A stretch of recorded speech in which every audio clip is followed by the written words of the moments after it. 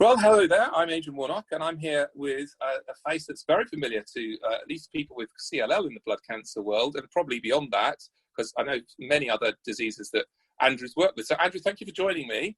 And could you just tell us, for anyone who doesn't know, a little bit about Patient Power and the organisation that you started? Sure. So it's myself and my wife, Esther. And in 2005, I started doing a radio show in Seattle, Washington, with sponsorship from some hospitals there. We were living there. And that became Patient Power. That's what I named it, because I wanted patients to be empowered and not just, where the medical community or others just said, well, we're going to do this to you. I wanted patients to have a voice. And so that began as the radio show and extended to the internet. And it was audio and on the telephone, on conference call bridges and in-person meetings. And today it's particularly video and articles on patientpower.info. Prior to that, I'll just mention, though, my wife and I started doing patient programs in 1984. So from 1984 to 2005, we were already doing it. It just wasn't called Patient Power. You don't look old enough to have been doing Patient Power videos in 1984. Yeah, it was. And I sort of fell you started when you were 12, I presume, yeah? Yeah, I wish. I'm 69 now, but I fell into it because I was a television news reporter and then a national, in the US, TV producer. I was asked to do a documentary at a urology convention on men with erectile dysfunction. And I'd never been to a medical convention before. And I went around and there were all these products and medicines and doctors and pharmaceutical companies and government people and everything. And I realized there was no voice of the patient. Yeah. And so one of the companies said, could you produce a patient education video that we would like to support? And I said, what is that? And then they showed us what another company had done, which had men dealing with erectile dysfunction in the shadows, like they were silhouetted, like they were in prison, and didn't want to get identified. And I thought it was crazy that I thought people with health conditions do want to speak out. They are living a life. They want to live a better life. They want to be cured or be healthier. And I couldn't see why, with my communications background, and then ultimately my wife says, well, we couldn't try to give voice to those patients. And if stakeholders, whether it was people making medical products or the government or insurance or whoever would support it, that we could fill that need. And that's what we've been doing, particularly in cancer in recent years. And then one other thing is, Adrian, you know this, along the way, I got diagnosed with cancer. So you were already doing this Patient Power thing before. So had you even got the name Patient Power before this happened? Because I suppose in my mind, I had this idea that, you had an epiphany because of your own experience and decided to do this. Well, the epiphany was, yes, it did happen after the Patient Power name did come after I was diagnosed with leukemia, chronic lymphocytic leukemia, which I'd never heard of. But the feeling of patients needing to give voice to patients and doing things from the patient perspective, and the patient being a full partner in their care, powerful. That had been around in my head for a while. And then originally when I thought about it, I thought the symbol would be like a big red boxing glove. Going like that. Almost like that it was going to no disrespect to you as a physician or anyone, but it was like, we're going to tell you, we're going to punch you in the nose if you don't listen to us. Yeah, sure. Yeah, and you do see examples of that. I mean, classic example for blood cancers, and certainly CLL, but I think some of the others as well, is fatigue, isn't it? That people who have the experience of living with blood cancer, I don't even need to ask you, I'm sure that you've experienced fatigue, at least at some points in your journey, whether all the time or it just happens, especially if you get treated, and even sometimes if you don't get treated. And yet there are still doctors who will look at a patient with blood cancer who's perhaps newly diagnosed, and they might have even gone to be assessed for fatigue, for a workup to see what's causing the fatigue. And lo and behold, blood cancer comes back, and the doctor will look at them and say, oh, well, sorry, but there's no way that this level of blood cancer could be causing your fatigue. And it doesn't matter how many thousands of patient voices you can take them to on the internet or elsewhere, or even how many consultants who actually know about these diseases who say, yes, this is a symptom, to actually persuade these people. And some people still seem to think that anemia is the only cause of fatigue in blood cancer, which of course it isn't true. I mean, Right. is that a good example, do you think, Andrew, of what we're talking about? That is one example, but there are other things like those of us who've had chemo, we're very well aware of chemo brain. Yes, I'm too well aware of that. Things like that. But Andrew, I had that before I had chemo brain. That was the weird thing. I'm seriously, as my CLL got worse and my fatigue got worse, I already got what other people were describing as chemo brain. And I went, because I'd had surgery, that was the other thing, I had a weird thing. I had surgery on my tonsils, even though it was supposed to be leukemia, but it's kind of like a lymphoma as well. So I had to have my tonsils out. And so I went to a post-treatment group, and I was mixing with other cancer patients who'd had chemo. And they were describing their symptoms with chemo brain and fatigue. And I was thinking, that's what I've got already. I haven't had chemo yet. Yeah, well, certainly any of these, there can be very vague symptoms. If you have a cancer in your blood and your blood goes throughout your body, it can start pushing buttons in unusual ways that can vary by patient. So, and you mentioned at the outset, we do cover other cancers now, and I developed eventually a second one called myelofibrosis, which is scarring in the bone marrow, and could have been triggered by my earlier chemo treatment for the leukemia. We don't know, but it's possible. But anyway, it's in a class of blood cancers called myeloproliferative neoplasms. And it can have very weird symptoms where the same thing, it's hard to diagnose. People can go on for years and they have this complaint or that complaint. Oh, it could be this, could be that.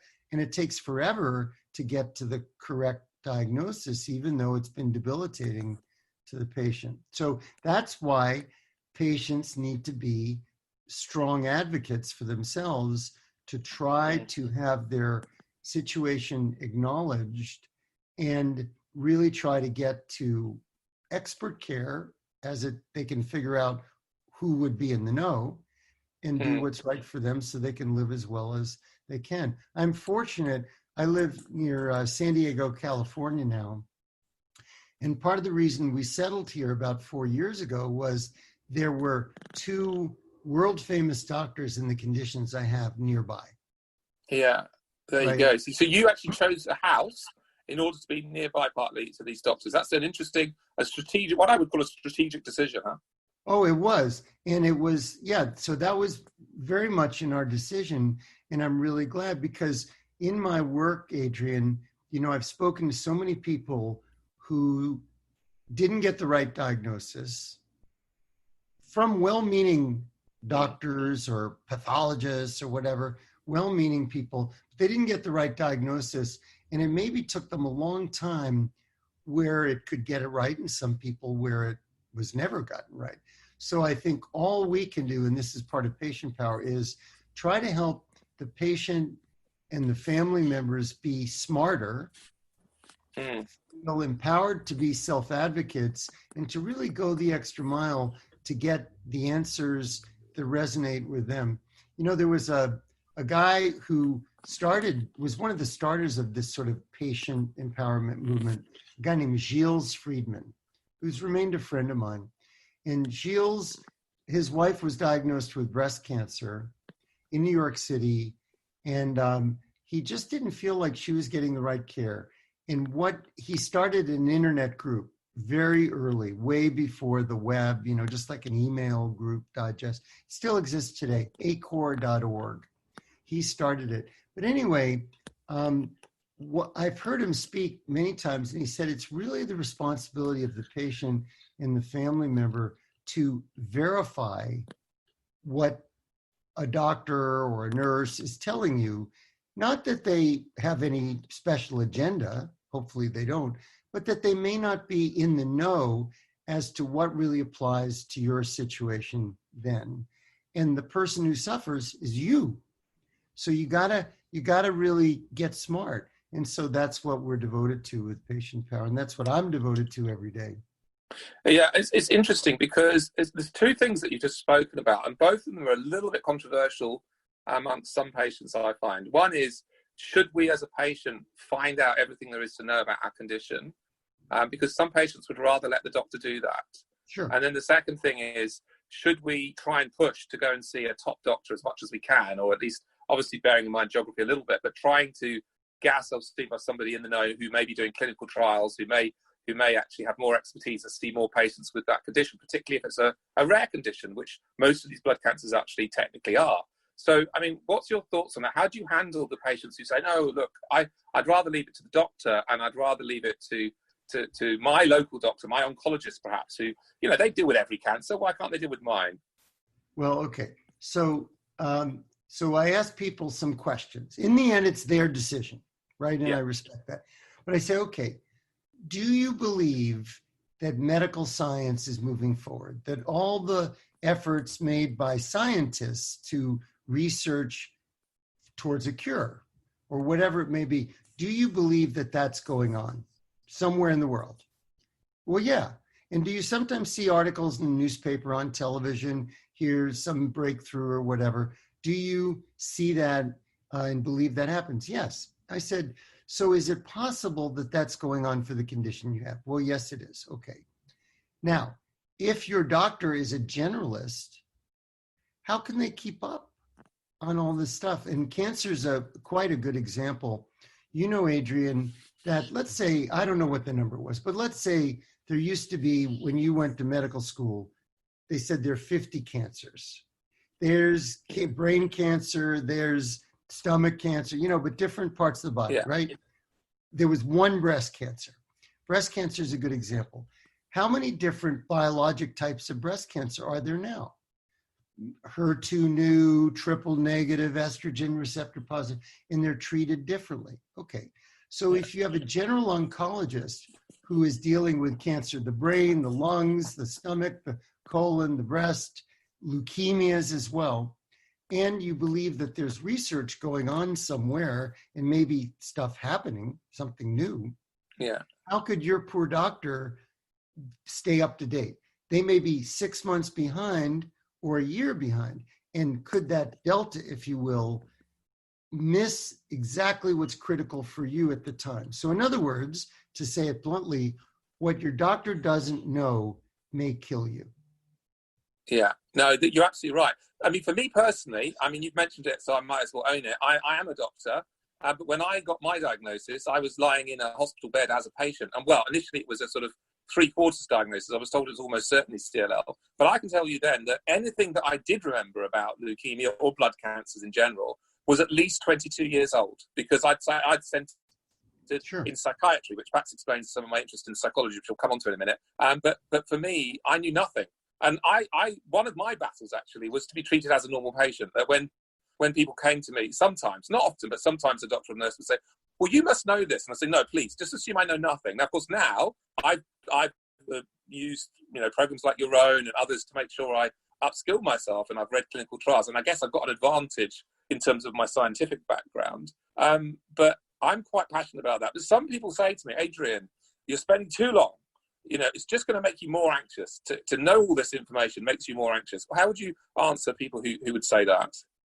Well, I think there are degrees. I think most importantly, you want to secure a healthcare team that you believe is in the know, that you have confidence in.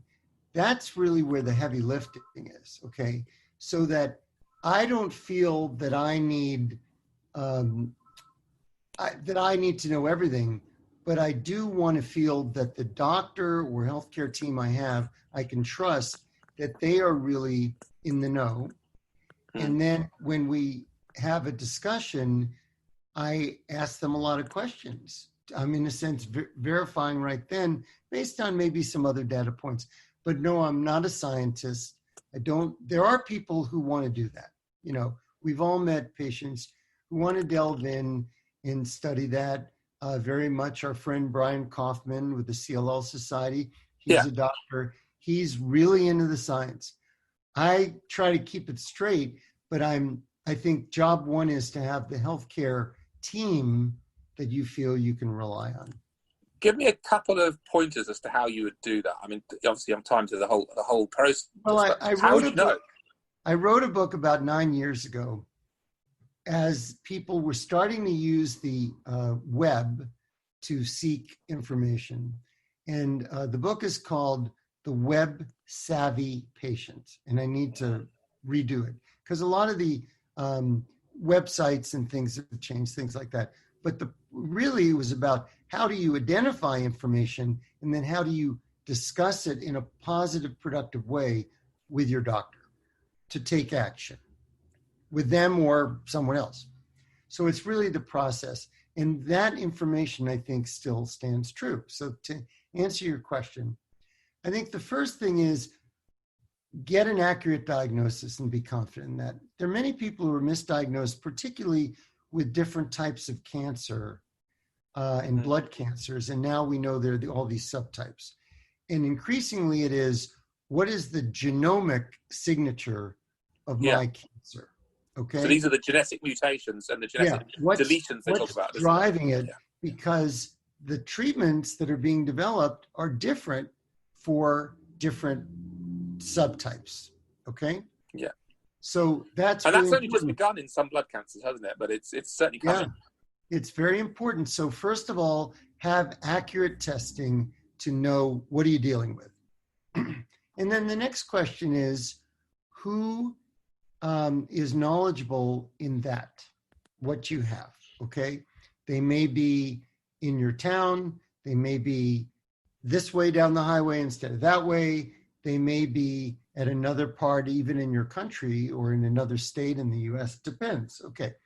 The way you can find out, one way you can find out is you can do a search of some of the medical journal articles that come out on the topic that for your diagnosis, and you can see who the authors are. Yeah, and do you know, Andrew, there's a really neat tool that I found a little while ago that no one seems to know about, and I need to try and find it again because I've lost it. But if I can find it again, I'll share it with when I post this video online, which allows you to literally be very specific and put a subject in. Like you could put literally one rare disease, and it will tell you in the world who are the top published authors in that subject, and then you can specify into your country, and it will actually list the hospitals that they work in even as well. Sometimes, obviously, you've got to verify because they might have moved and things like that, but it's a really good way of doing it. Yeah, I'll share that with you and with everyone who watch the video. So basically, who's publishing for the medical community and doing research in what you have, okay? Exactly. And then now they may or may not become your doctor, but many of them are quite contactable to say, well, Mr. Smith, where you are in this thing, I think I know that there's a very knowledgeable doctor or clinic that I correspond with, or maybe I trained them or wherever that's there. Yeah. And here's how to get in touch, right? So it's a little bit of detective work, but so first the right diagnosis, second of all, getting to a knowledgeable provider. And then I would say the third part is staying informed enough so that you can ask intelligent questions as you have meetings with that provider. So very good. Right. And then the other thing is, Adrian, I think you were talking about fatigue earlier and all these kind of things. We have to speak up about what's going on for us. Yeah. Oh, I'm not sleeping. I have swollen joints. I feel like I'm walking around with a low-grade fever. I have a chronic cough. I'm depressed. Don't even feel like getting out of bed. Whatever it is, rather than the doctor saying, how you doing, Adrian? You say, fine. Yeah. You have to level with them.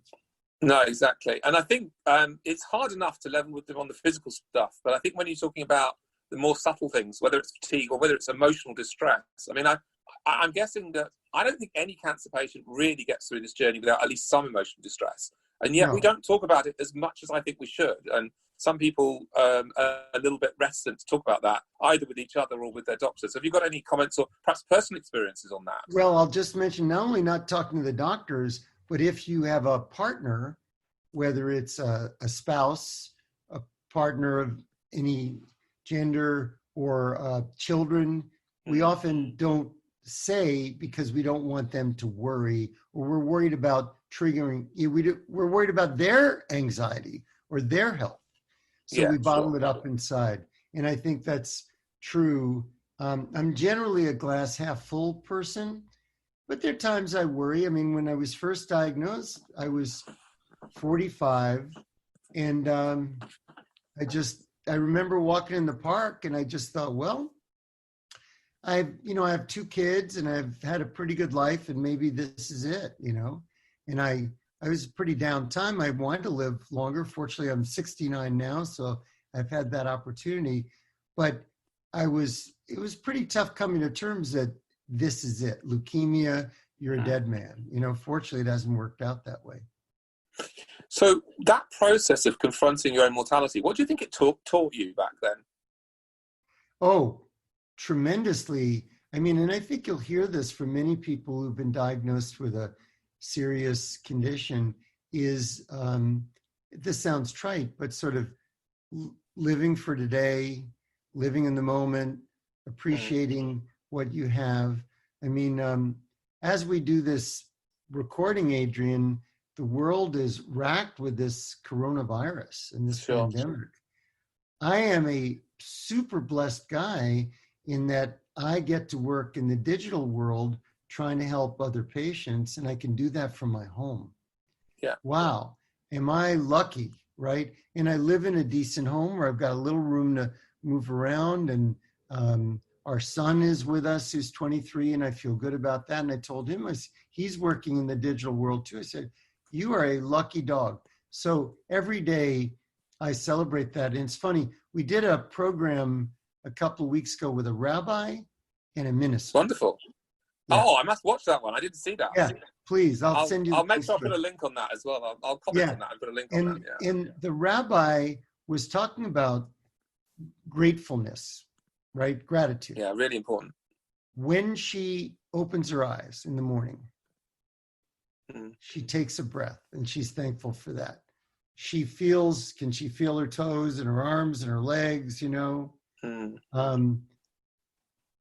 She can go into the bathroom, does everything work, washes her face, it's just really, but I mean, we take that for granted, but we've been given another day. And if the systems are functioning pretty well, tremendous gratitude for that. So that's me. And I share that sometimes with my wife. She doesn't externally think about it that way, but I do. I do. And she accuses me of spoiling our kids, like this 23-year-old son, the youngest of three, and he's living with us right now during the pandemic. And I bring him coffee in the morning, and this and that. Says, well, why don't you have him go get it? But I want to do that, Yeah, no, sure. When you can, because I guess you've had times in your life where you couldn't, when you've been in hospital. Exactly. Because I know you've had a transplant. There's all sorts of things we could talk about, and I know you've got to get away, so I won't take your time. But I guess, right now you can do it, and you don't know when you next won't be able to do it, and you know that there has been times where you haven't been able to do it. So you want to bless other people, I guess is what you're saying. Yeah, that's exactly right. So it's, if you talk about spirituality, I do believe in God. Uh-huh. I do believe in a moral life. I do believe in always trying to do the right thing and help others. Patient power, while it is a business to sustain itself, sure, it's not about driving a Rolls Royce or living in the house on the hill or anything. It's about giving back. And we try to encourage that in others. And so think about this. I was a journalist, right? Then I got exposed to trying to give voice to patients. Then I became a patient. Then I was in a clinical trial and survived longer than people had before. And then I was actually retreated for leukemia. Then I developed a second cancer, and lo and behold, there was a fairly effective medicine which so far has controlled it. Why? I asked myself, why? Was there a higher power that said, Andrew, we're going to give you some time to do this work that you do? So for me, it's very much a mission, very much a mission. That's wonderful. Yeah, and I guess that's probably a good place to stop it, because you did say at the beginning of the call that you had to get away, and I understand that because you're a busy guy.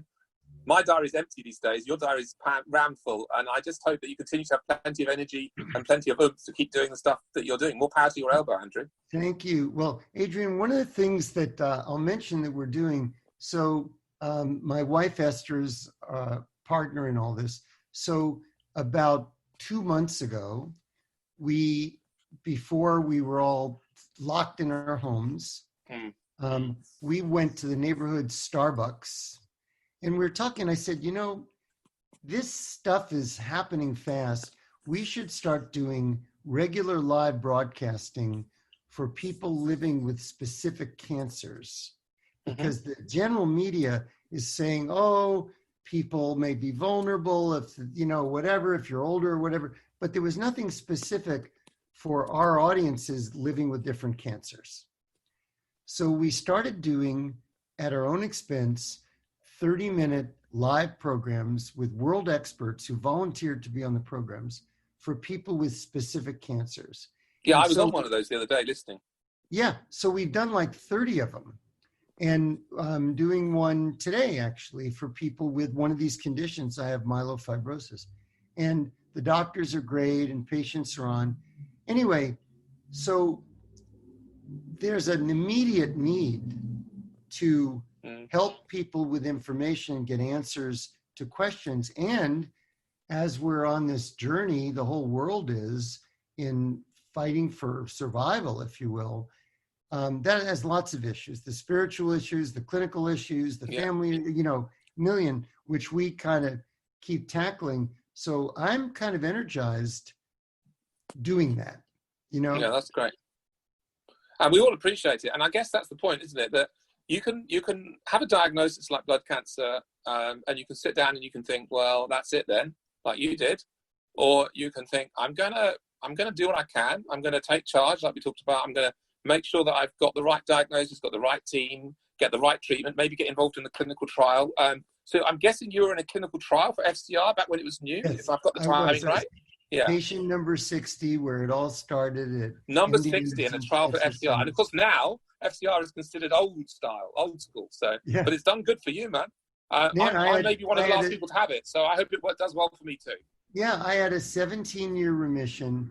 I'm very grateful. Did it lead to a second cancer that I have developed, myelofibrosis, that's controlled? Maybe, we don't know. But I never would have had those. If I hadn't had the FCR, I never would have had those 17 years, period. You sure wouldn't, because you didn't have anything else to have then. So, I mean, the challenge now, of course, is knowing which one to do, which is why the trials can be helpful. So I did a trial where I was, randomized between that gold standard that gives you the 17 years, but may or may not have some of these side effects, versus, ibrutinib, which is the current sort of thing that everyone's assuming is wonderful. But we don't actually know whether ibrutinib will give someone 17 years because it's not been around that long. And ibrutinib plus venetoclax, which kind of looks a bit like a combination of the two, because you hit them over the head hard in a short time, but hopefully it's a bit less toxic than FCR. And nobody really knows which of those is best. So I thought, well, do you know what? I might as well just flick a coin. And I guess you must have had a similar view all those years ago. Might as well give it a go and see what happens, huh? Well, I'll mention one other thing. So there was a fellow on that original email internet group that I was part of, that I mentioned earlier, and he had a transplant for chronic lymphocytic leukemia. Okay. And when it became clear I needed treatment, he said, oh, you should have a transplant. And actually, it was a British doctor in Boston, John Gribben, who was doing the trial. And he said, oh, I had a transplant and I'm cured and you should do it, versus the FCR, the drug therapy. And I decided I didn't want to be kind of out of commission. I'm sorry, that's okay. I hope that's not your car being stolen or something. No. It's the Rolls Royce outside, isn't it? You were talking about, Dave. I didn't want to be out of commission, which would have been required with the transplant, because I had so much to do. And the FCR, I could kind of keep working. So that's what I did. Okay. Anyway, here I am. I'm very grateful. I wish you well, And you're doing stuff for people. That's the point. If we all do it, if we all play our part, yourself, obviously people like the CLL Society, the other patient groups, and just an ordinary patient who maybe, hasn't got a big society behind them, but can just share their own experiences in a forum or on a blog or even just with their doctor, because sometimes we're educating the doctors, aren't we? Yes, we are. And that's okay. That's okay. And hopefully we're all your learning doctor together, huh? grateful. That's right. Just like we talked about this virus, and I tell the doctors that I interview, I say, it's okay if you say, we don't know now, we don't know yet, but we're all trying to figure it out. That's okay. That's all right. And I guess hopefully we'll still be around for a good few more years yet, Andrew, and learning together, hey? Yes, sir. I hope all so. Right. Adrian, thank you for having wonderful. me. No, it's been great to chat, and I must let you go now. You've been very helpful, and hopefully we'll chat some more. And I've certainly been on some of your patient power videos myself as a participant. Happy to carry on and do that a little bit more at times when it's appropriate. And very much enjoy what you do, and think it's a great job you do. So keep going. All right. Take care there in the UK, Adrian. And I'll you. see you. All the best. Bye. See you. Bye-bye.